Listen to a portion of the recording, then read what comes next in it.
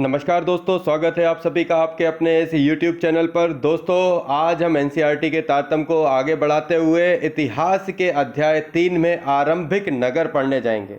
दोस्तों, ये कक्षा 6 का पाठ्यक्रम है और इसमें हम बहुत सारी चीज़ों को जानेंगे, समझेंगे। पुराने भवन का संरक्षण। जसपाल और हरप्रीत अपने घर के पास की गली में क्रिकेट खेल रहे थे। उन्होंने देखा कि कुछ लोग उस खंडहर घर की तारीफ कर रहे थे, जिसे गली के बच्चे भुतहा घर कहा करते थे। एक ने कहा, इसकी वास्तुकला को देखो, क्या आपने कहीं लकड़ी की इतनी सुंदर नक्काशी देखी है? और दूसरी महिला ने कहा, हमें मंत्री जी को पत्र लिखकर कहना चाहिए कि वह इस खूबसूरत घर को सुरक्षित रखने के लिए इसकी मरम्मत करवाने की व्यवस्था करें। यह सब सुनकर जसपाल और हरप्रीत सोचने लगे कि इस पुराने खंडहर से लोगों को इतना लगाव क्यों हो सकता है। आइए शुरू करते हैं हड़प्पा नगर की कहानी। अक्सर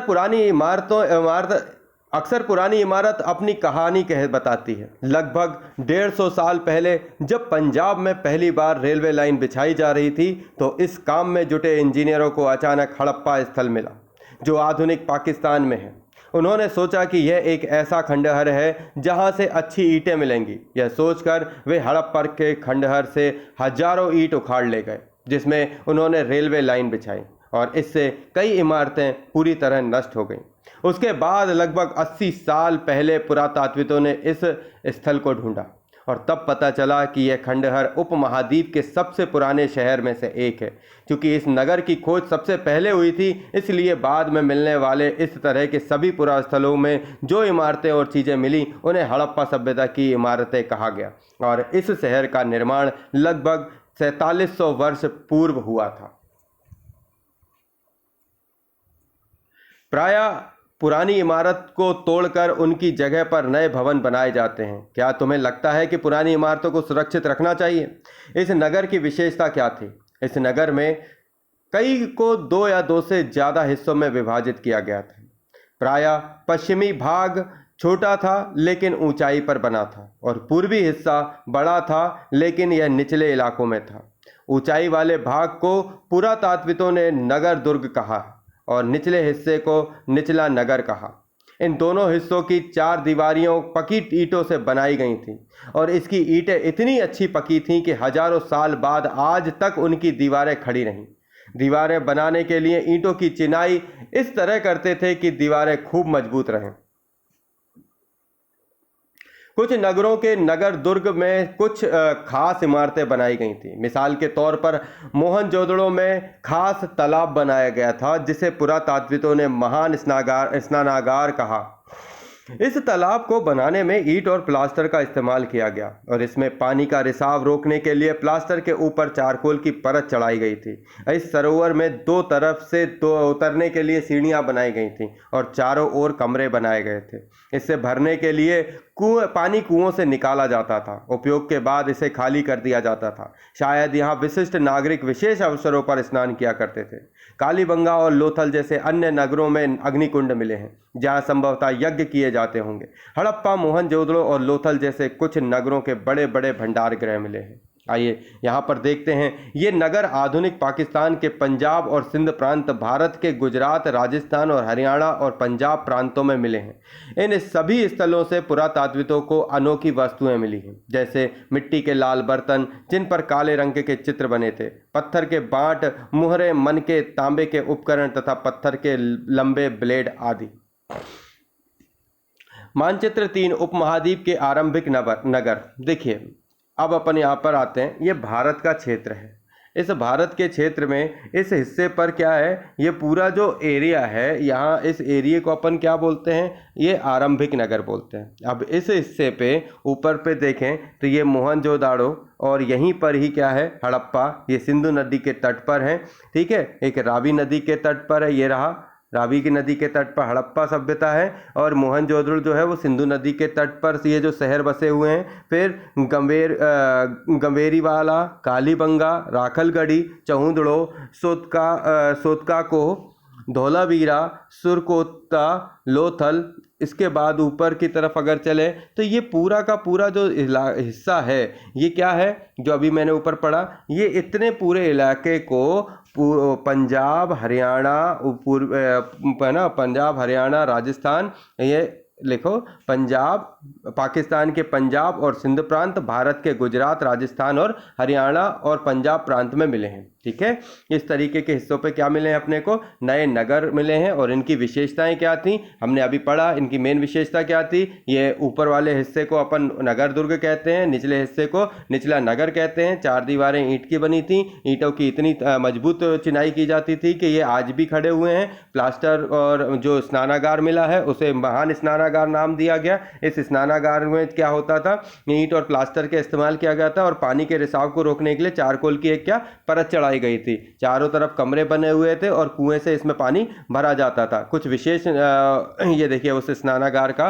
ये चित्र आपको दिख रहा है। इसमें क्या है, पानी जो है वो कुएं के माध्यम से आता था और इसके चारों तरफ ये जो है ये कमरे बने हुए थे। इन कमरों का यूज़ जो भी किया जाता हो और इस स्नानागार का यूज़ जैसे भी वो करते हो, जैसा कि अपन ने ऊपर लिख पढ़ा कि कालीबंगा लोथल अन्य नगरों में इसका उपयोग विशिष्ट नागरिकों के विशेष अवसरों पर किया जाता हो। कालीबंगा में अपन को बेसिकली क्या देखने को मिला, अग्निकुंड मिले, यहाँ यज्ञ होते होंगे। हड़प्पा मोहनजोदड़ो लोथल जैसे नगर में बड़े बड़े भंडार गृह मिले, है ना। हड़प्पा मोहनजोदड़ो लोथल में बड़े बड़े भंडार गृह मिले और कालीबंगा लोथल में अग्निकुंड मिले हैं।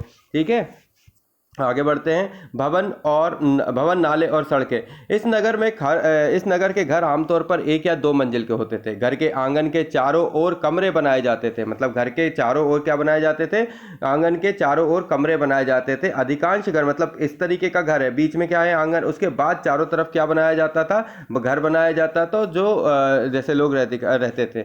अधिकांश घरों में एक अलग स्नानागार होता था और कुछ घरों में कुएं भी होते थे। कई नगरों में ढके हुए नाले थे, इन्हें सावधानी से सीधी लाइन में बनाया जाता था। हर नाली में हल्की ढलान होती थी ताकि पानी आसानी से बह सके। अक्सर घरों की नालियों को सड़कों की नालियों से जोड़ दिया जाता था जो बाद में बड़े नालों में मिल जाती थी, और नालों के ढके होने के कारण इन जगह जगह पर मैन होल बनाए गए थे जिनके जरिए इनकी देखभाल और सफाई की जाती थी। घर, नाले और सड़कों के निर्माण योजनाबद्ध तरीके से एक साथ किया जाता था। देखिए आज के वर्तमान युग में जैसी व्यवस्था अपने यहाँ की जाती है वैसी व्यवस्था यहाँ पर की जाती थी। कहाँ पर, ये बड़े इन नगरों में। ठीक है, इन हड़प्पा नगर की ईंटों की चिनाई देखिए, इसको देख सकते हैं आप। हड़प्पा नगर में ईंटों की चिनाई को, है ना, ये ईंटों की चिनाई की गई थी। ये इतनी मजबूत है कि आज भी यहाँ पर क्या है, खड़ी हुई हैं। यहाँ पर वर्णित घरों और पिछले अध्याय में वर्णित घरों में तुम्हें क्या अंतर दिखाई देता है, कोई 2 अंतर सोचकर बताइएगा। आइए देखते हैं नगरीय जीवन। हड़प्पा के नगरों में बड़ी हलचल रहा करती होगी। यहाँ पर ऐसे लोग रहते होंगे जो नगर की खास इमारत बनाने की योजना में जुटे रहते थे। ये संभवतः यहाँ के शासक थे। यह भी संभव है कि ये शासक लोगों को भेजकर दूर दूर से धातु, बहुमूल्य पत्थर और अन्य उपयोगी चीजें मंगवाते थे। शायद शासक लोग खूबसूरत मनकों और सोना चांदी से बने आभूषण जैसी कीमती चीजों का अपने पास रखते होंगे। इन नगरों में लिपिक भी होते थे जो मोहरों पर लिखते ही थे और शायद अन्य चीजों पर भी लिखते होंगे जो बच नहीं पाई हैं। इसके अलावा नगरों में शिल्पकार स्त्री पुरुष भी रहते थे जो अपने घरों या किसी उद्योग स्थल पर तरह तरह की चीजें बनाते होंगे। लोग लंबी यात्राएं भी करते थे और वहां से उपयोगी वस्तुएं लाते थे और साथ ही लाते थे सुदूर देशों की किस्से कहानियां। मिट्टी से बने कई खिलौने भी मिलते थे जिनसे बच्चे खेलते होंगे। नगर में रहने वाले लोगों की एक सूची बनाओ। क्या इनमें से कुछ ऐसे लोग हैं जो मेहरगढ़ और जैसे गाँव में रहते हैं? देखिए यहाँ पर आपको एक चीज और दिखा देता हूँ। ये जो हिस्से दिख रहे हैं ये क्या है, सबसे ऊपर वाला मोहनजोदड़ो की एक सड़क है और उसमें बना नाला है और ऊपर एक कुआं है। बाईं ओर नीचे हड़प्पा की एक मुहर है और एक मुहर के ऊपर चिन्ह की खास लिपि में है।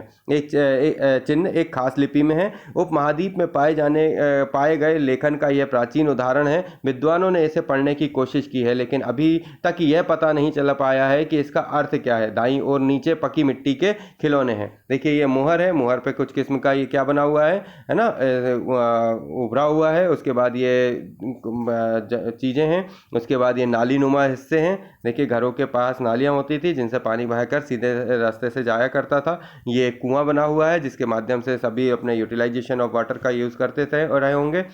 आइए आगे बढ़ते हैं, नगर और नए शिल्प। आओ अब कुछ ऐसी चीज़ों के बारे में अध्ययन करें जो हड़प्पा नगरों से प्राप्त हुई होती हैं। मतलब हड़प्पा से अब अपन को क्या क्या प्राप्त हुआ इसके बारे में अपन चलते हैं। पुरातात्विदों ने वो जो चीज़ें वहाँ मिली उनमें अधिकतर पत्थर, शंख, तांबे, कांसे, सोने, चांदी जैसी धातुएं बनाई गई थी। मतलब अपन को क्या क्या मिला? पत्थर, शंख, तांबे, कांसे, सोने, चांदी जैसी धातुएं बनाई गई थी। और तांबे और कांसे के औजार, हथियार, गहने और बर्तन बनाए जाते थे। सोने और चांदी से गहने और बर्तन बनाए जाते थे।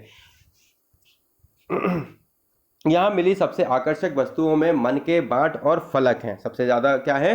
मन के बांट और फलक जो है वो यहाँ की आकर्षक वस्तुएं हैं। ऊपर पत्थर का बांट देखो कितने ध्यान से और उपयुक्त तरीके से इन बांटों को बनाया गया है। इन्हें चट अथवा पत्थर से बनाया गया है। इन्हें शायद बहुमूल्य पत्थर और धातुओं को तोलने के लिए बनाया गया होगा। मध्य के बाएं मन के इनमें एक कार्नेलियन पत्थर से बनाए गए हैं। कई कार्नेलियन पत्थर से बनाए गए हैं। पत्थरों को काट और तराश कर इन मनके बनाए गए। इनके बीच छेद किए गए ताकि धागा डालकर माला बनाई जाए। मध्य में दाएं पत्थर के धारदार फलक हैं। नीचे दाएं कढ़ाईदार वस्त्र। एक महत्वपूर्ण व्यक्ति की पत्थर से बनी मूर्ति मोहनजोदड़ो से मिली थी और उसमें कई कढ़ाईदार वस्त्र पहने दिखाए गया है। देखिए यहाँ पर ये मनके हैं। इनको अपन इनको यूज़ किया जाता था। कितने सुंदर मनके हैं जिनका यूज़ क्या किया जाता था? गहने बनाने वगैरह में किया जाता था। यहाँ पर एक ये बंदा है जिसका क्या है जो दिखाया गया है ना, ये कि कढ़ाईदार वस्त्र पहने दिखाया गया है। ये कढ़ाईदार वस्त्र जो है इस व्यक्ति ने पहना हुआ है। हड़प्पा सभ्यता के लोग पत्थर की मुहर बनाते थे और इन आयताकार मुहरों पर सामान्यतः जानवर के चित्र मिलते हैं। हड़प्पा सभ्यता के लोग काले रंग के डिजाइन किए हुए खूबसूरत लाल मिट्टी के बर्तन बनाते थे। मतलब कैसे बर्तन बनाते थे? काले रंग से डिजाइन किए हुए खूबसूरत लाल मिट्टी के बर्तन बनाते थे। मतलब लाल मिट्टी का बर्तन होता था और उस पर काले रंग की जो है कलाकारी की जाती थी। अध्याय 2 में तुमने जिन गांवों के बारे में पढ़ा, क्या वे भी धातुओं का उपयोग होता वहां भी धातुओं का उपयोग होता था?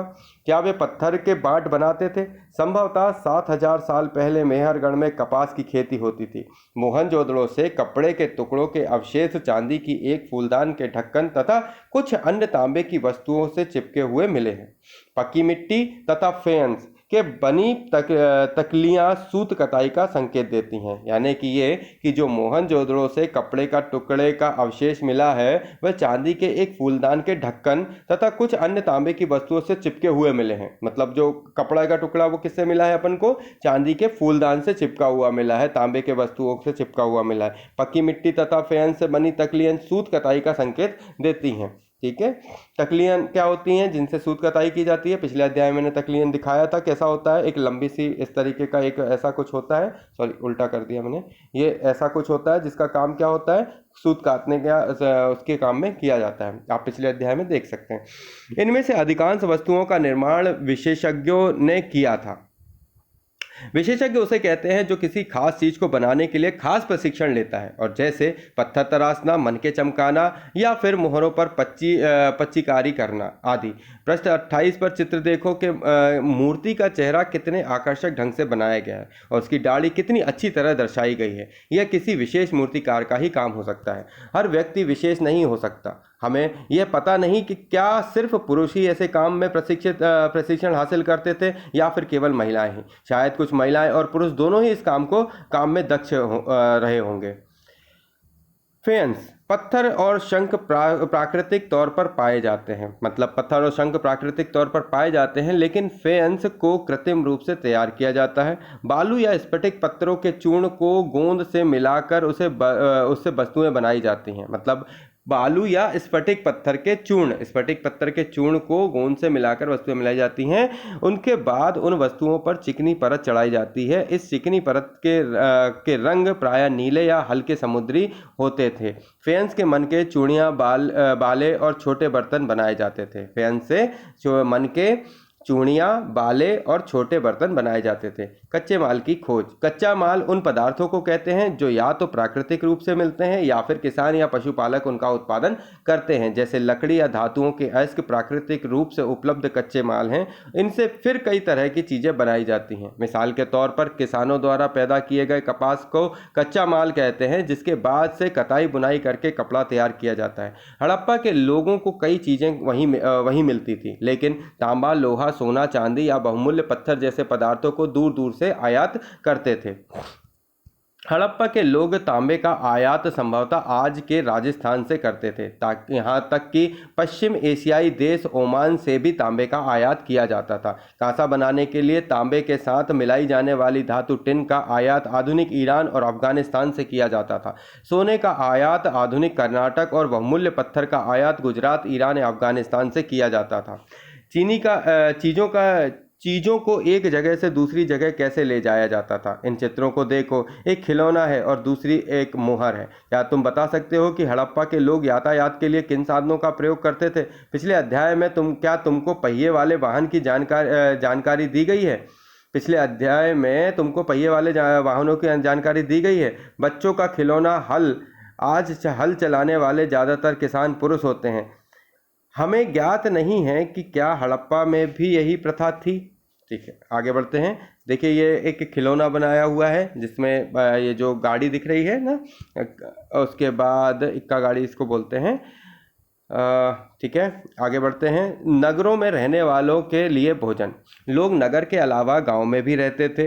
वे अनाज उगाते थे, जानवर पालते थे। किसान और चरवाहे ही शहरों में रहने वाले शासकों, लेखकों और दस्तकारों को खाने के सामान देते थे। पौधे के अवशेषों से पता चलता है कि हड़प्पा के लोग गेहूं, जौ, दालें, मटर, धान, तिल और सरसों उगाते थे।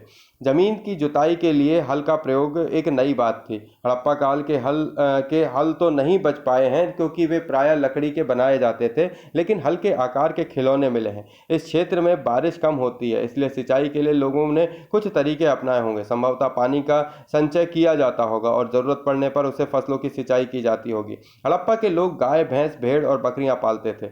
बस्तियों के आसपास तालाब और चारागाह होते थे, लेकिन सूखे महीने में मवेशियों के झुंड को चारा पानी की तलाश में दूर दूर तक ले जाया जाता था और वे बेर जैसे फलों का इकट्ठा करते थे, मछलियां पकड़ते थे और हिरण जैसे जानवरों का शिकार भी करते थे। गुजरात में हड़प्पा कालीन नगर का सूक्ष्म निरीक्षण। कच्छ के इलाके में खदिर बेत के किनारे धौलावीरा नगर बसा है। कच्छ के इलाके में खादिर बेत के किनारे धौलावीरा नगर बसा है।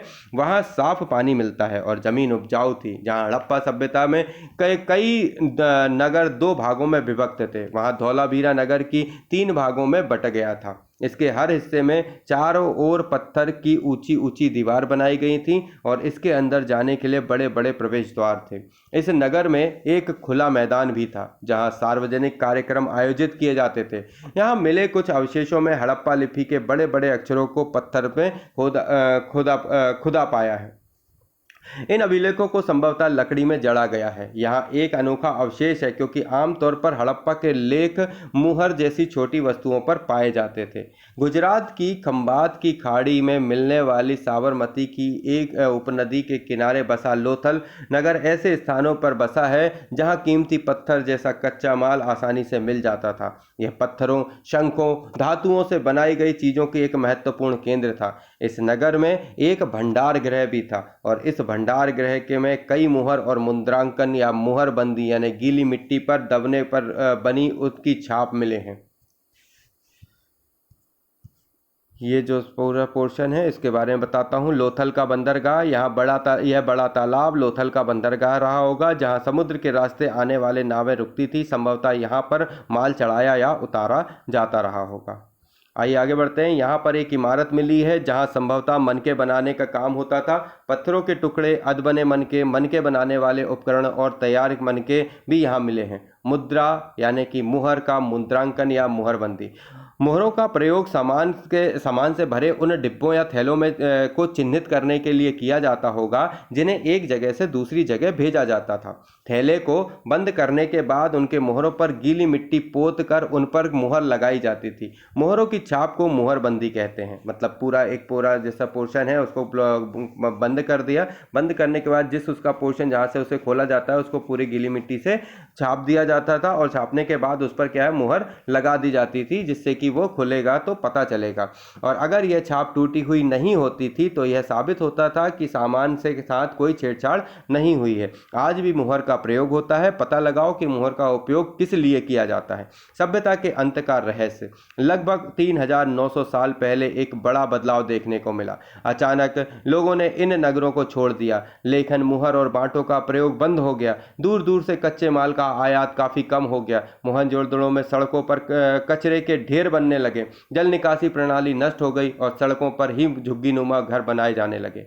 यह सब क्यों हुआ, कुछ पता नहीं। कुछ विद्वानों का कहना है कि नदियां सूख गई थीं, अन्य का कहना है कि जंगलों का विनाश हो गया था और इसका कारण यह हो सकता है कि ईंट पकाने के लिए ईंधन की जरूरत पड़ती थी। इसके अलावा मवेशियों के बड़े बड़े झुंडों से चारागाह, घास वाले मैदान समाप्त हो गए थे। कुछ इलाकों में बाढ़ आ गई, लेकिन इन कारणों से यह स्पष्ट नहीं हो पाता कि सभी नगरों का अंत कैसे हो गया, क्योंकि बाढ़ और नदियों के सूखने का असर कुछ ही इलाकों में हुआ होगा। ऐसा लगता है कि शासकों का नियंत्रण समाप्त हो गया। जो भी हुआ हो, परिवर्तन का असर बिल्कुल साफ दिखाई देता है। आधुनिक पाकिस्तान के सिंध और पंजाब की बस्तियां उजड़ गई थीं।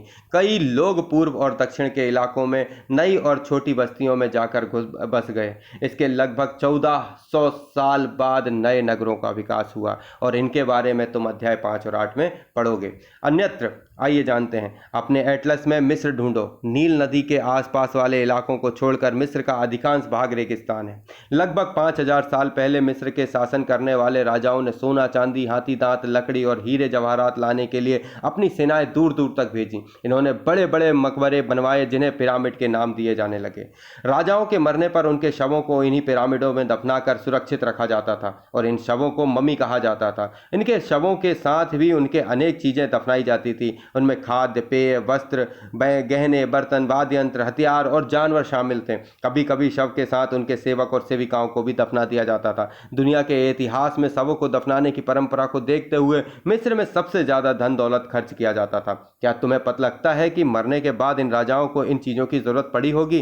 कल्पना करो, तुम अपने माता पिता के साथ 4000 साल पहले लोथल से मोहनजोदड़ो की यात्रा कर रहे हो। यह बताओ कि तुम यात्रा कैसे करोगे? तुम्हारे माता पिता के लिए यात्रा के लिए अपने साथ क्या क्या ले जाओगे और मोहनजोदड़ो में तुम क्या देखोगे? चलिए दोस्तों, ये जो चीज़ें थी हमने पढ़ी। उपयोगी शब्द के बारे में जानते हैं। नगर, नगर दुर्ग, शासक, मुख्य, मुहर, लिपिक, शिल्पकार, धातु, विशेषज्ञ, कच्चा माल, हल, सिंचाई इत्यादि। महत्वपूर्ण तिथियों के बारे में जानते हैं। मेहरगढ़ में कपास की खेती लगभग 7000 साल पहले शुरू हुई। नगरों का आरंभ 4700 साल पहले हुआ, है ना। मतलब मेहरगढ़ में कपास की खेती 7000 साल पहले, नगरों का विकास 4700 साल पहले। हड़प्पा के नगरों के अंत की शुरुआत 3900 साल पहले। अन्य नगरों का विकास 2500 साल पहले।